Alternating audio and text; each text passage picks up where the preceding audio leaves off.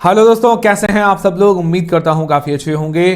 तो दोस्तों, साल 2026 के बजट की अनाउंसमेंट हो चुकी है। मतलब बजट ईयर ऑफ 2026 और 27 का जो बजट है, मतलब जो फाइनेंशियल ईयर 2026-27 होता है, उसके बजट की अनाउंसमेंट हो चुकी है। अब बजट के अंदर कौन कौन से सेक्टर को कितना कितना फंड अलॉकेट हुआ है, क्या क्या अनाउंसमेंट हुई है, वो तो हम जानते हैं। उससे पहले अगर स्टॉक मार्केट की बात करें तो इस बजट के लिए स्टॉक मार्केट ने काफ़ी नेगेटिव रिएक्शन दिया है और स्टॉक मार्केट में भारी गिरावट देखने को मिली है। तो उसके पीछे का रीज़न क्या है कि आज स्टॉक मार्केट के अंदर इतनी ज़बरदस्त गिरावट हुई है, तो वो हम जान लेते हैं। सबसे पहले अगर स्टॉक मार्केट की बात करें तो जो लगभग सारे इंडेक्स है, बड़े बड़े index, Sensex, Nifty, bank Nifty, लगभग लगभग 2% के आसपास की गिरावट, 2% के आसपास की गिरावट सेंसेक्स निफ्टी के अंदर बहुत ज़्यादा होती है। तो ये भारी गिरावट है। तो इसके पीछे का रीज़न क्या है कि भाई इतना नेगेटिव रिएक्शन क्यों दिया है बजट के पीछे। तो देखिए, अगर आप बजट को थोड़ा सा गौर से देखें, स्टॉक मार्केट के पॉइंट ऑफ व्यू से अगर आप इस बजट को देखते हैं तो काफ़ी सारी कमियां भी नज़र आती है। तो सबसे पहली चीज़ जो पूरे मार्केट को उम्मीद थी, मैंने कल वीडियो भी बनाया था, बट पूरे मार्केट को भी ये उम्मीद थी कि भाई जो LTCG और STCG, long term capital gain tax और short term capital gain tax के अंदर कुछ बदलाव किया जाएगा, थोड़े टैक्सेस कम किए जाएंगे, बट उसको नहीं बदला गया। भाई जो LTCG 12.5% था वो सेम रखा गया, और STCG 20% था उसको भी सेम रखा गया। ठीक है, कोई दिक्कत नहीं है कि इसको नहीं बदला, छेड़ा नहीं, तो कोई दिक्कत वाली बात नहीं। बट इन्होंने आज क्या कर दिया, जो STT होता है, सिक्योरिटी ट्रांजैक्शन टैक्स, ये किस पर लगता है, जो फ्यूचर एंड ऑप्शन, इंट्राडे वगैरह जो करते हैं उन पर लगता है, तो उसको थोड़ा बढ़ा दिया इन्होंने। जैसे STT फ्यूचर्स पर 0.02% से बढ़ाकर 0.05% कर दी, मतलब सीधा 150% टैक्स जो है ज़्यादा कर दिया STT के अंदर। और ऑप्शंस के अंदर 0.1% से 0.15% कर दिया है। हालांकि गवर्नमेंट ने तो ये कहा है कि हम सट्टेबाजी वगैरह ये रोकना चाहते हैं, जो ये फ्यूचर एंड ऑप्शंस के अंदर जो सट्टे, ये मतलब एक मान के चलिए जो ट्रेडिंग है सट्टे टाइप का ही होता है, एक पैसा हारेगा दूसरा जीतेगा, वो चलो कोई दिक्कत वाली बात नहीं। बट मार्केट तो देखिए, ट्रेडर्स और इन्वेस्टर्स दोनों से ही चलता है, तो उसका बड़ा रिएक्शन आया है। अब देखिए, फ्यूचर्स के अंदर जो 150% का जंप आया है, पहले मान लो 100 रुपये का हम STT भरते थे, अब वही STT हमें 250 रुपये भरना पड़ेगा। तो इससे काफ़ी ज़्यादा इम्पैक्ट देखने को मिला, ट्रेडर्स के अंदर निराशा है थोड़ी। तो इसका एक बड़ा कारण ये भी रहा कि STT पर जो टैक्स बढ़ाया, मतलब STT बढ़ाया है इन्होंने, ये बड़ा कारण रहा। अब एक चीज़ ये अच्छी हुई, जो कस्टमर्स हैं, मतलब जो इन्वेस्टर, रिटेल इन्वेस्टर्स के लिए अच्छी बात रही, बायबैक पर जो टैक्सेशन है उसको थोड़ा सरल कर दिया गया है। तो पहले जो इन्वेस्टर होता था उसकी पूरी जो रकम होती थी, बाय सेल वगैरह जो, तो पूरी रकम पर उनको टैक्स देना पड़ता था बायबैक के अंदर। बायबैक का क्या होता है कि भाई कोई कंपनी अपने शेयर वापस जब खरीदती है, जैसे 500 में आपने लिया और कंपनी वापस आपको बायबैक के अंदर वो 800 रुपये में आपके साथ शेयर ले रही है वापस, तो उसके ऊपर क्या है कि पूरा हमें टैक्स देना पड़ता था 800 रुपये पर। अब कितना देना पड़ता है, जैसे 500 रुपये में हमने खरीदा और 800 रुपये में वो ले रही है, तो 300 रुपये पर ही हमें टैक्स देना पड़ेगा। वो कितना देना पड़ेगा, वो STCG या LTCG, मतलब जो short term capital gain tax या long term capital gain tax, वही देना पड़ेगा। तो ये थोड़ा सा ईजी हो गया और कम हो गया टैक्स बर्डन।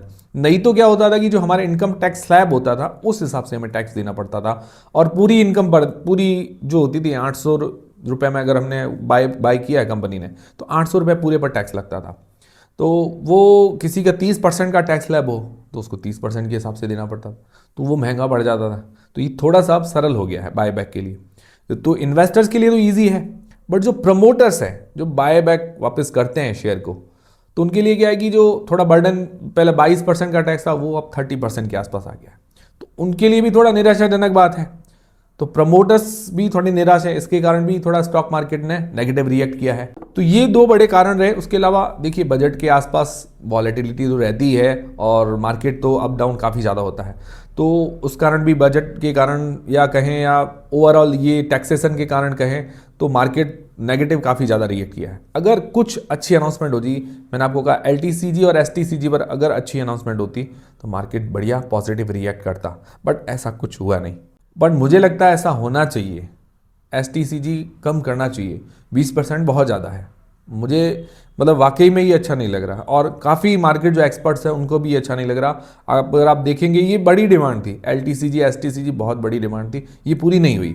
और कोई ऐसी कोई विचित्र जो चीज़ होती है भाई, कोई हाँ कि इस चीज़ ने चौंकाया हो, ऐसा कुछ हुआ ही नहीं मार्केट के अंदर। नॉर्मल जो बजट पेश हुआ उस तरह से हुआ था। अब दूसरा सवाल ये कि जो गोल्ड सिल्वर है उसको लेकर क्या कुछ अनाउंसमेंट हुई? अभी गोल्ड सिल्वर के प्राइस एकदम से बढ़े थे और अभी लगातार वापस गिरावट भी हुई, ठीक है। तो इसको लेकर एक उम्मीद थी गोल्ड सिल्वर को लेकर कि भी जो कस्टम ड्यूटी होती है, जो बाहर से लगभग देखिए अपना जो गोल्ड और सिल्वर जो है इंडिया के अंदर ज़्यादा प्रोड्यूस नहीं होता। गोल्ड 90% से ज़्यादा बाहर से ही आता है इंडिया के अंदर, ठीक है, और सिल्वर 80% से ज़्यादा बाहर से ही आता है।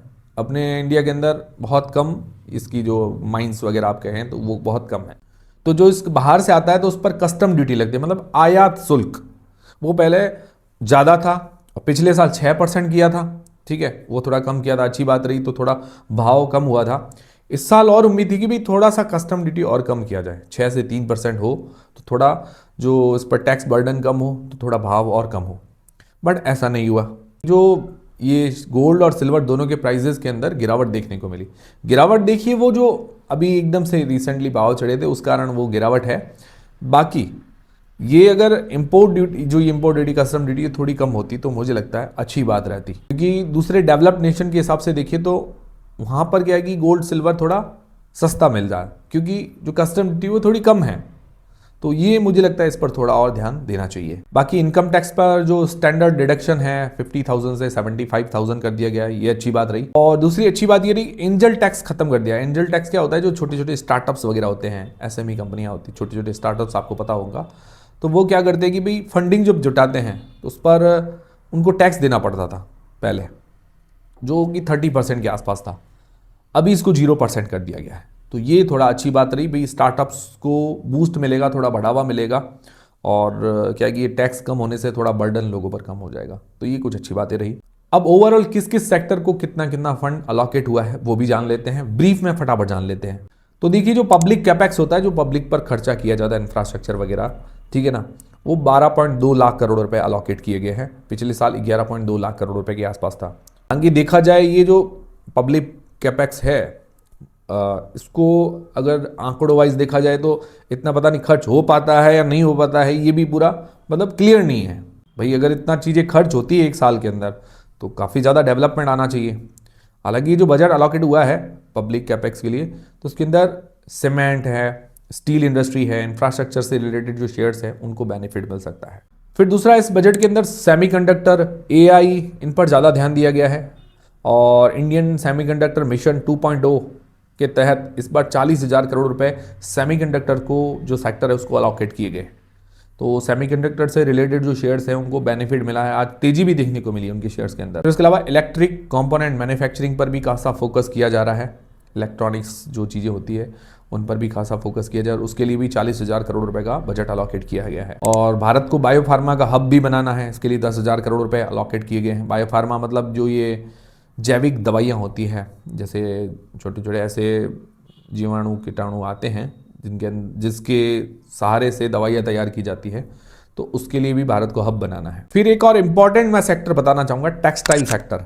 वो क्यों इंपॉर्टेंट है वो भी बताता हूँ। तो उसके लिए 5 नए प्रोग्राम्स और मेगा टेक्सटाइल पार्क्स बनाए जाएंगे। पार्क जो होते हैं मेगा टेक्सटाइल पार्क, जैसे सूरत वगैरह के अंदर, ये सूरत नगरी है, कोलकाता है, ये टेक्सटाइल के बड़े हब है, तो उस तरह के पार्क बनाए जाएंगे 5। और अभी टेक्सटाइल जो सेक्टर है उसको फायदा क्यों होगा? क्योंकि जो अभी यूरोप के साथ मदर ऑफ ऑल डील्स हुई है, उसके अंदर क्या है कि जो यूरोप और इंडिया दोनों ही अपनी इंपोर्ट ड्यूटी हटा देंगे वहाँ से। तो जो टेक्सटाइल यहाँ से जाता है, जैसे वियतनाम, बांग्लादेश से भी जाता है यूरोप के अंदर, तो इंडिया के ऊपर जो इंपोर्ट ड्यूटी लगती थी, इस कारण क्या है कि इंडिया का कपड़ा वगैरह वो महंगा जाता था उधर, और फिर वो उसकी बजाय वो बांग्लादेश और वियतनाम के कपड़े प्रेफर करते थे। अभी इससे ये बेनिफिट होगा, टेक्सटाइल जो इंडिया का जाएगा तो उस पर इंपोर्ट ड्यूटी वगैरह नहीं होगी। और अभी टेक्सटाइल सेक्टर को इंडियन गवर्नमेंट भी बजट के अंदर बढ़ावा दे रही है, तो सेलिंग इसकी बढ़ने वाली। थोड़ा ये टेक्सटाइल सेक्टर फोकस के अंदर रह सकता है, तो थोड़ा मुझे लगता है इस पर नज़र आप रखिएगा। कोई बाय सेल का रिकमेंडेशन नहीं, मैं कोई ना ही आपको शेयर का नाम बता रहा हूँ, बस मैं कह रहा हूँ कि टेक्सटाइल सेक्टर थोड़ा फोकस के अंदर रह सकता है, तो उस पर थोड़ा आप फोकस जरूर कीजिएगा। बाकी इंडिया को स्पोर्ट्स गुड्स हब बनाना, मतलब जो स्पोर्ट्स के सामान होते हैं आप समझ के चल सकते हैं, अभी क्रिकेट वगैरह के बैट्स होते हैं, ग्लव्स होते हैं, पैड होता है, स्पोर्ट्स के और भी सामान, फुटबॉल वगैरह, तो उसकी मैन्युफैक्चरिंग, जो उसके रिलेटेड जो सारे सामान होते हैं उसकी मैन्युफैक्चरिंग का हब बनाना है इंडिया को। और इसके रिलेटेड बहुत सारी कंपनियां हैं अभी इंडिया के अंदर, ठीक है ना, तो इस पर फोकस किया जा रहा है, अच्छी बात है। फिर मोस्ट चर्चित सेक्टर्स में से एक रेलवे सेक्टर के लिए 2.9 लाख करोड़ रुपए अलॉकेट किए गए। इसके अंदर 7 नए हाई स्पीड रेल कॉरिडोर बनाए जाएंगे, जैसे मुंबई से पुणे हो गया, हैदराबाद बेंगलोर हो गया, पुणे हैदराबाद हो गया, दिल्ली वाराणसी हो गया। इस तरह के 7 कॉरिडोर बनेंगे। उसके अलावा नई वंदे भारत ट्रेन भी आएंगी।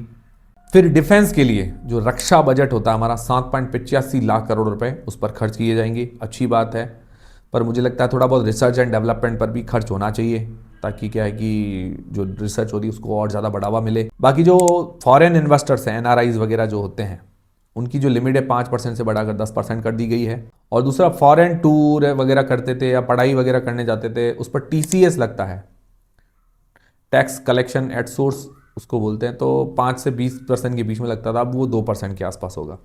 तो ये भी अच्छी बात है। तो ओवरऑल अगर बजट की बात करें तो बजट में ज़्यादातर तो फोकस रहा AI, semiconductor, defence, railway, infrastructure, इन पर ज़्यादा फोकस रहा। बाकी स्टॉक मार्केट के लिए ऐसा अट्रैक्टिव ये बजट नहीं रहा, मतलब इस कारण आज स्टॉक मार्केट ने थोड़ा नेगेटिव रिएक्ट किया। तो ये था बजट को लेकर ब्रीफली अपडेट, फटाफट से अपडेट। आपको कैसा लगा ये बजट? मुझे पर्सनली ठीक ठाक लगा, इतना अच्छा नहीं लगा।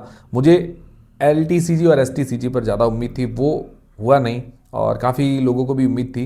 तो ये थोड़ा कम करना चाहिए, टैक्स का जो बर्डन है ये कम होना चाहिए, क्योंकि ऑलरेडी अगर आप इनकम टैक्स पे कर रहे हैं उसके बाद, और अगर आप बचाने के लिए इन्वेस्ट करते हैं, पैसा बचाने के लिए तो हम इन्वेस्ट करते हैं, और वहाँ पर प्रॉफिट हो जाए तो भी टैक्स देना है, तो फिर मतलब क्या? तो टैक्सेशन थोड़ा कम होना चाहिए, इस पर फोकस होना चाहिए। मुझे ये मिला जुला ठीक ठीक लगा, इतना ज़्यादा अट्रैक्टिव नहीं लगा। ठीक है, कुछ कुछ सेक्टर्स जैसे सेमीकंडक्टर सेक्टर वगैरह पर, एआई पर फोकस किया गया है, ये अच्छी बात रही, बट ये टैक्सेशन इस पर थोड़ा फोकस करना चाहिए था। तो ओवरऑल मुझे इतना खास नहीं लगा, मतलब अगर 10 में से पॉइंट दे तो मैं इसको 3 साढ़े 3 पॉइंट ही देना चाहूँगा, मतलब इतना खास नहीं लगा, बिलो एवरेज बजट कह सकते हैं। आपको कैसा लगा बजट, मुझे कमेंट करके जरूर बताइएगा। तो उम्मीद करता हूं हमारा वीडियो, हमारी जानकारी आपको पसंद आएगी, हेल्पफुल रहेगी। हेल्पफुल वीडियो लाइक जरूर करें, चैनल को सब्सक्राइब कर लें। मिलते हैं दोस्तों अगले वीडियो के अंदर।